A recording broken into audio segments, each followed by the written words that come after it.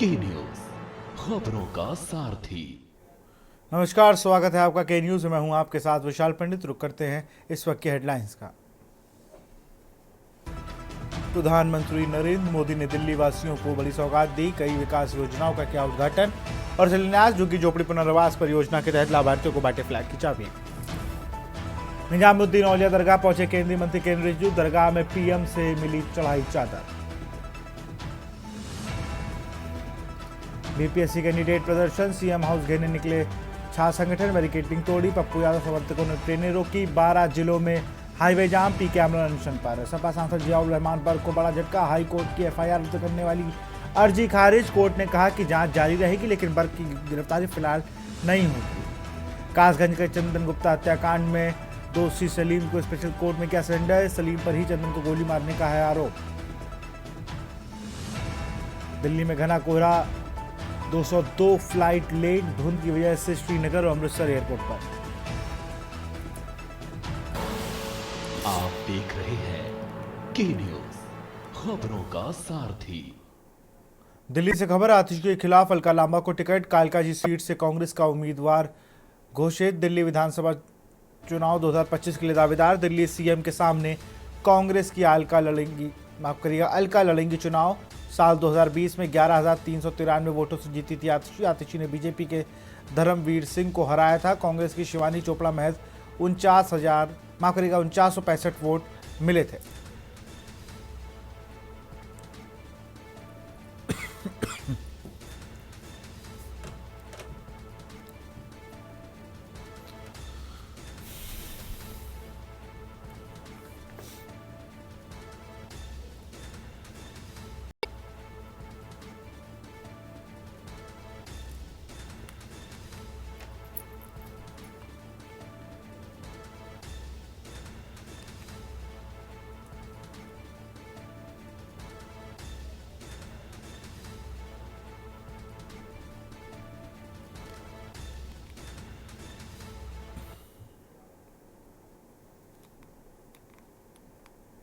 और इस वक्त उत्तर भारत में कड़ाके की ठंड पड़ रही है। इस रिपोर्ट को देखिए। उत्तर भारत के कई इलाकों में शुक्रवार सुबह घना कोहरा छाया रहा, जिससे आम जनजीवन पर असर पड़ा। श्रीनगर इन दिनों 40 दिन की कड़ाके की सर्दी से गुजर रहा है। इसे स्थानीय भाषा में चिलई कला कहा जाता है। यहाँ पिछले कई दिनों से न्यूनतम तापमान 0 से नीचे दर्ज हो रहा है। शुक्रवार को घाटी में घना कोहरा छाया रहा, जिससे स्थानीय लोगों को दिक्कतों का सामना करना पड़ा। मौसम विभाग के मुताबिक राष्ट्रीय राजधानी में भी घना कोहरा छाया रहा, जिससे सुबह 8 बजे कई इलाकों में विजिबिलिटी 0 हो गई। कोहरे के कारण ट्रेनों की देरी से नई दिल्ली रेलवे स्टेशन पर यात्री परेशान नजर आए। पहले तो 7 बजे ट्रेन थी, तो इस हिसाब से प्लान किया था आगे का, पर अब 3 घंटे लेट होने से तो काम भी बाधित हुआ। ये समस्या ही भी है। हम नैनीताल गए थे घूमने, तो हमने रिजर्वेशन किया था कि भाई हम 5:30 बजे बस से आ गए थे और 7 बजे यहाँ बैठ जाएंगे, पर ट्रेन लेट है, परेशान हो रहे हैं। पंजाब में मोगा और होशियारपुर जैसे शहरों में घने कोहरे से विजिबिलिटी कम हो गई और पारा गिरने से लोगों को परेशानी का सामना करना पड़ा। उत्तराखंड के हरिद्वार में भी हालात कुछ ऐसे ही रहे। यहाँ लोगों को कड़ाके की ठंड से बचने के लिए अलाव के आसपास देखा गया। वाराणसी में स्थानीय लोगों ने कहा कि कोहरे के कारण उन्हें गाड़ियां चलाने में बहुत परेशानी हो रही है। कोहरा कितना, विजिबिलिटी एकदम कम है और मोटरसाइकिल बाइक चलाने में तो हाथ एकदम कपकपा जा रहा है। बहुत ज़्यादा कुछ दिख ही नहीं रहा है। विजिबिलिटी बहुत कम है। सामने अगर लाइट जला के ना चलिए, झटके में तेज चलिए तो एक्सीडेंट होने का खतरा है। ठंड तो बहुत पड़ रही है सर, बिना अलाव के तो हम लोग बैठ नहीं पा रहे हैं। बहुत गलन है। कोहरे तो रोज तो नहीं निकल रहा है, मगर आज बहुत ज़्यादा है। आज तो दिखाई नहीं दे रहा है सड़क पे। आज ठंड बहुत तेज पड़ रही है। एकदम गलन वाली है ठंड। कोहरा भी बहुत ज़्यादा पड़ रहा है। आज का रिकॉर्ड तोड़ कोहरा पड़ रहा है। प्रयागराज में महाकुंभ मेले के लिए पहुंचे सैलानियों को ठंड का लुत्फ उठाते देखा गया। आज का मौसम बहुत ही ज़्यादा ठंडा है क्योंकि मैं आई हूँ बेंगलोर से, तो फिर अभी मतलब इस इन्वायरमेंट को मैं ऑब्जर्व नहीं कर पा रही हूँ, बट ये है कि धीरे धीरे रह के मैं कर लूँगी।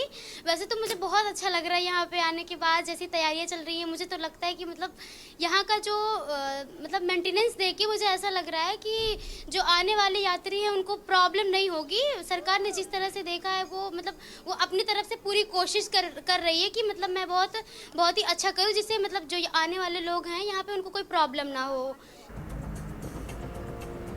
गाजियाबाद, नोएडा और अयोध्या सहित उत्तर प्रदेश के कई दूसरे शहरों में भी कोहरा छाया रहा, जिससे दैनिक दिनचर्या और यातायात पर असर पड़ा।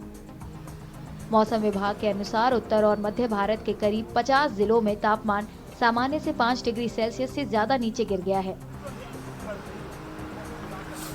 अधिकारियों ने लोगों को जरूरत पड़ने पर ही बाहर निकलने और कोहरे के बीच से यात्रा करने की सलाह दी है। खबर गुरुग्राम से है, जहां भाजपा जिलाध्यक्ष कोमल यादव के नेतृत्व में जिला टोली की सफलता 1 वर्ष संपूर्ण होने पर पार्टी कार्यालय गुरुकोमल में कार्यकर्ता मिलन समारोह का आयोजन किया गया। समारोह में भाजपा के पदाधिकारी, मोर्चे विभाग प्रकोष्ठों के पदाधिकारी और कार्यकर्ता शामिल हुए।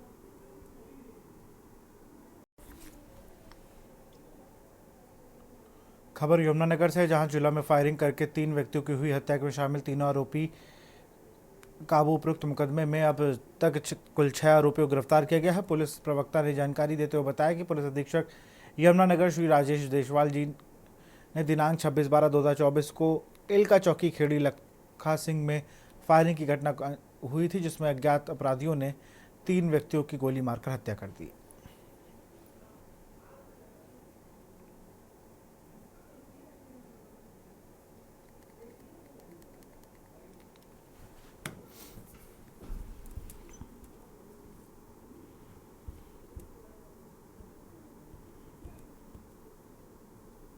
टीम के द्वारा पहले 3 आरोपियों को गिरफ्तार किया जा चुका था।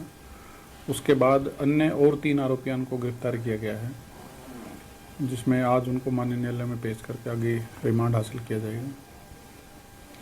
अभी जो आरोप इनके ऊपर हैं, इन्होंने वारदात के दौरान दूसरे जो अन्य अपराधी हैं उनको फैसिलिटेट किया है और उनके साथ संगठित होकर के इस अपराध को अंजाम दिया था, जिस संबंध में आगे की जो कड़ियाँ हैं वो इनसे डिटेल्ड में पूछताछ करके क्लियर की जाएंगी। खबर यमुनानगर से है, anganwadi worker helper union register 1442 के तहत जिला मुख्यालय पर जिला स्तरीय धरना दिया। यमुनानगर जिले में धरने की अध्यक्षता जिला प्रधान कमलेश देवी ने की। आंगनवाड़ी वर्कर्स और हेल्पर बहुत ही संतुष्ट दिखाई दे रही थी। उनका कहना था कि सरकार हमारी मांगों को अनदेखी कर रही है, जबकि हमारी सभी मांगें जायज़ हैं और लंबे समय से लंबित पड़ी हैं।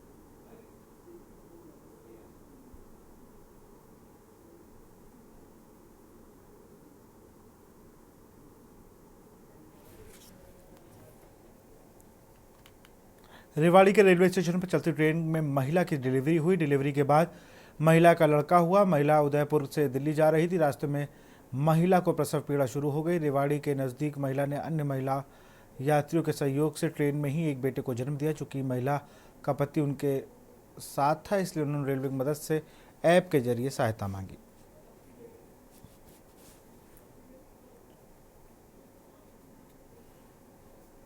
जहाँ तक जानकारी मिली है, अपनी जो चेतक एक्सप्रेस आती है, तो ईदगाह दिल्ली के रहने वाले दंपत्ति थे जो उदयपुर से दिल्ली जा रहे थे। तो रेवाड़ी स्टेशन आने से पहले ही ट्रेन में उनकी डिलीवरी हो चुकी थी। इसकी सूचना हमें स्टेशन मास्टर के दी। ड्यूटी ऑफिसर था वो, और रेल प्रशासन ने तुरंत कार्रवाई करते हुए एम्बुलेंस बुलाई। आते ही उनको यहाँ के नागरिक चिकित्सालय में भिजवाया गया और वर्तमान मिली जानकारी के अनुसार दोनों स्वस्थ।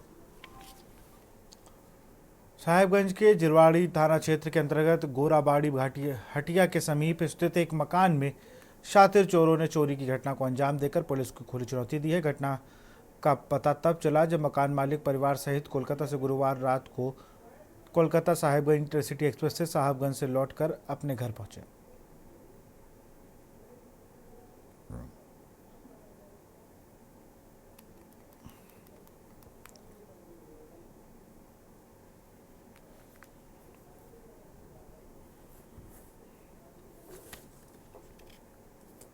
देखो, हम लोग इंटरसिटी पकड़ के कोलकाता गए हुए थे और हम लोग ने आज 2 तारीख को यहाँ पे इंटरसिटी पकड़ के ही आए वापस। तो जैसे ही आए यहाँ पे तो देखे मेरे घर पे पूरा चोरी किया हुआ है। तो आप लोग कौन कौन कोलकाता गए थे, क्या कुछ स्थिति पाया?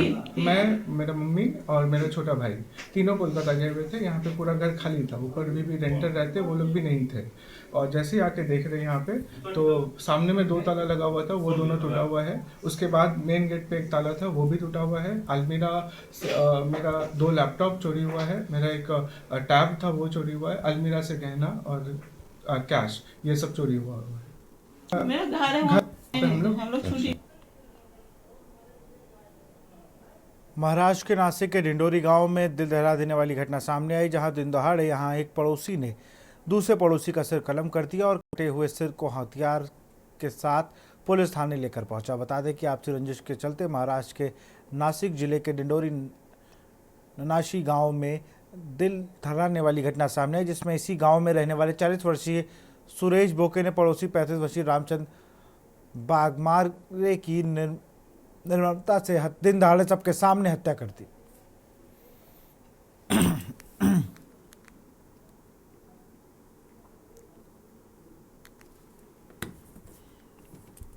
काल जी घटना घडलेली ती अत्यंत दुर्दैवी आहे। गुलाब वाघमारे यांचा त्या ठिकाणी निर्मम खून झालेला आहे। यातील जे आरोपी आहे, आरोपी सुरेश बोके आणि गुलाब वाघमारे हे एक प्रकारे जुन्या याच्यातले जवळचे मित्र.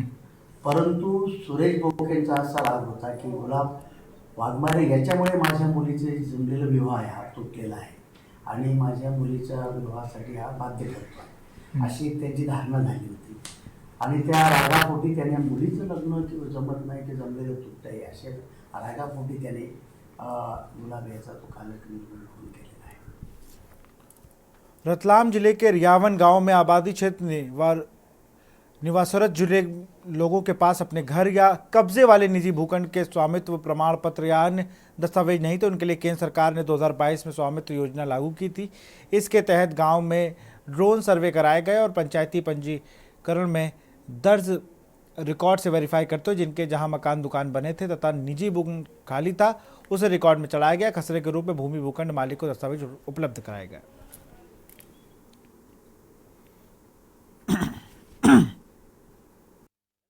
वहाँ का बहुत बड़ा मामला है जी। जो स्वामित्व योजना के तहत जो आदेश हुए थे जिनको ड्रोन सर्वे कराया गया था जी, तो उसमें क्या रियावन काफ़ी फर्जीवाड़ा हुआ, जिसमें वर्तमान जनपद सदस्य के नाम से कम 10,000 स्क्वायर फीट जमीन, पूर्व सरपंच के परिवार के नाम से 11-12 हज़ार वर्ग फीट जमीन, उसमें 2 कोटवार जो पटवारी कोटवार जो रहते हैं चौकीदार, उनके 2 भाई के नाम से कम से 14 से 15 हज़ार स्क्वायर फीट की जमीन, बाकी कई लोगों की फर्जी पट्टे बना दिए गए। ग्राम रियावन के सरपंच और जनप्रतिनिधियों द्वारा एक शिकायत प्राप्त हुई थी स्वामित्व योजना को लेकर और उसके संबंध में मेरे द्वारा जांच की गई है और जो भी स्थिति है मौका जांच करके वरिष्ठ अधिकारियों को प्रतिवेदन भेजा जाए। खबर मंडला से है। वृंदावन मथुरा से आ रही बस में कंडक्टर से मारपीट और महिला के साथ अभद्रता मामले में मंडला थाने में शिकायत दर्ज कराई गई।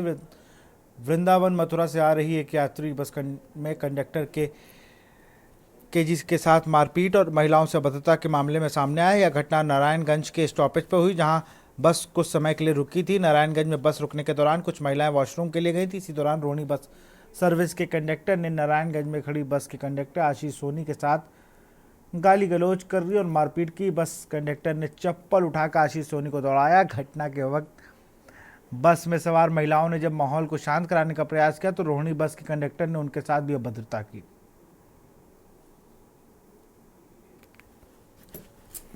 हम लोग जबलपुर से, मथुरा से जबलपुर मंडला आ रहे थे। हम लोग नारायणगंज पहुंचे तो वहाँ सभी 2 मिनट का 5 मिनट का स्टॉप होता है, मात्र 3 मिनट आगे बढ़ी थी। एक महिला बाथरूम गई थी, वो आने वाली थी, उसको आने के लिए तो गाड़ी रुक गई। तो उतने में वो एक पीछे वाले रोहानी के जो कंडक्टर है वो आए, नाम उनका मथुरा नामदेव है, वो आए और उनको सीधे चप्पल से और हाथों से मारने लगे अपने आशीष सोनी कंडक्टर जी को, हमारी गाड़ी में जो थे। खेरा वाली गाड़ी में कंडक्टर करता हूँ मैं। जबलपुर से मंडला के लिए रवाना हुआ। नारायणगंज में मतलब स्टॉप रहता 5 मिनट का, तो महिलाएं निकल गई थोड़ी फ्रेश होने के लिए। उसमें 2 मिनट हम लोग लेट हो गए भी उसमें। तो पीछे मेरे गाड़ी जो रहती है रोहानी बस, गाड़ी नंबर 1120, उसका कंडक्टर आके मेरे को मतलब आप प्रकार की मतलब गाड़ियाँ गंदी गालियाँ देने लगा। 2 कंडक्टर हैं, एक मथुरा नामदेव, आशीष सोनी के साथ मथुरा नामदेव ने कुछ मारपीट गाली गलौज की है। इसके बचाव में कुछ महिलाएं सामने आई, उनके साथ उसने अभद्रता की है, इसलिए थाने में शिकायत करने आए हैं। ये घटना नारायणगंज की है, पुलिस इनसे शिकायत ले रही है, इसमें वैधानिक कार्रवाई की जाएगी। खबर डिंडोरी से है, जहां धन उपजन केंद्र भारी अवस्थाओं के बीच धान की खरीदी की जा रही है। ताजा मामला कंजरिया विकासखंड के तरेरा धान खरीदी केंद्र का है, जहां पर किसानों को धान बेचने के लिए खुद से मजदूरी करना पड़ रहा है। किसानों का कहना है कि खरीदी केंद्र में कम मजदूर है, इस वजह से उन्हें खुद बारदाने में सील लगाना पड़ रहा है।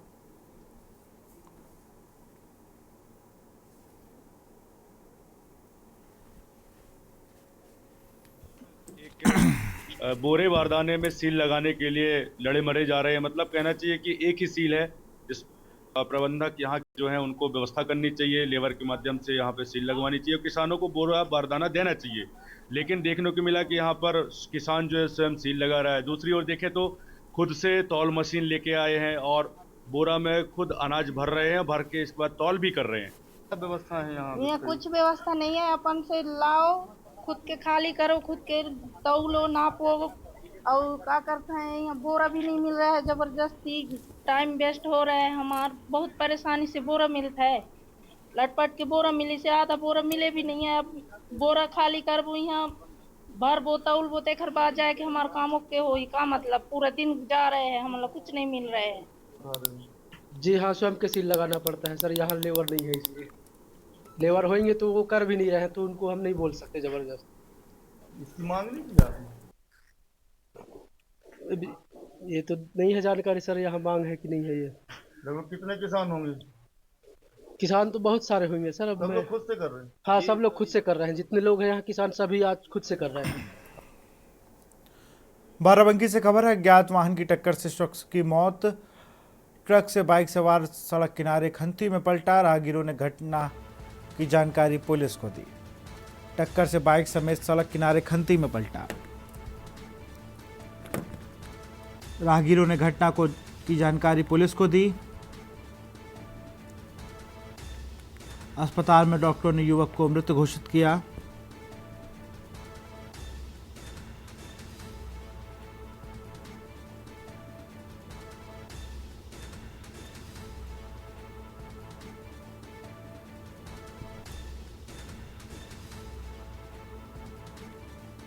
फेरी लगाने के लिए फतेहपुर माल लेने निकला था।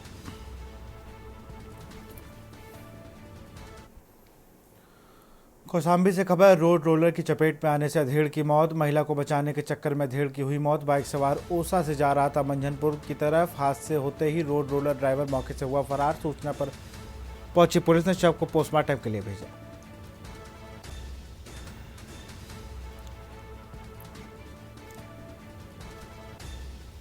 हादसा होते ही रोड रोलर ड्राइवर मौके से फरार।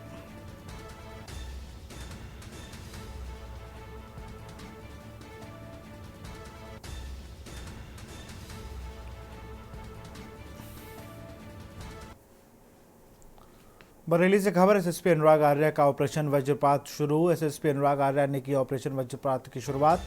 जिले के सभी थानों में 15 जनवरी तक चलेगा विशेष अभियान। 2000 अपराधियों को जेल भेजने का दिया गया टास्क। गौकशी, डकैती, लूट, चेन स्नैचिंग, पशु चोरी में वांटेड अभियान में लापरवाही बरतने वालों पर होगी कार्रवाई। जीरो टॉलरेंस की नीति पर शुरू हुआ ऑपरेशन वज्रपात।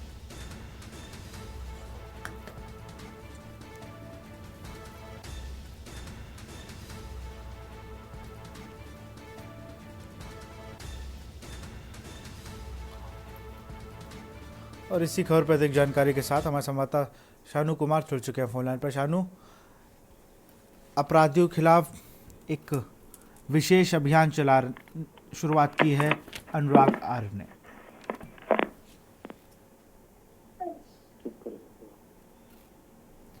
शानू, आप हमें सुन पा रहे हैं?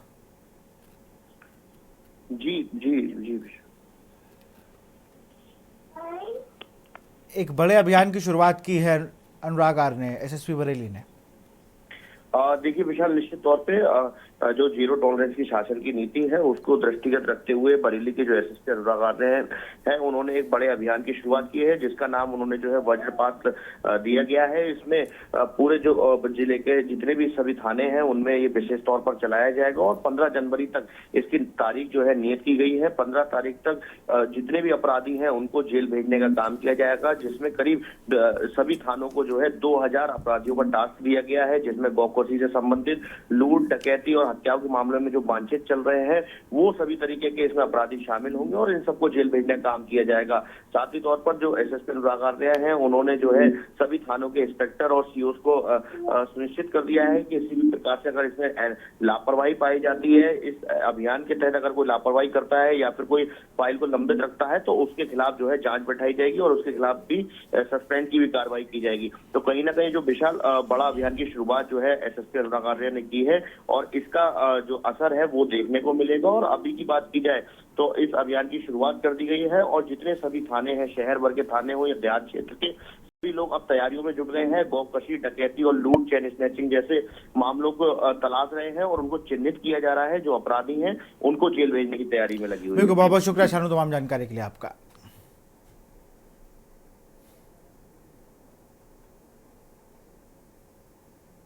और यहाँ रुकते एक छोटे से ब्रेक के लिए।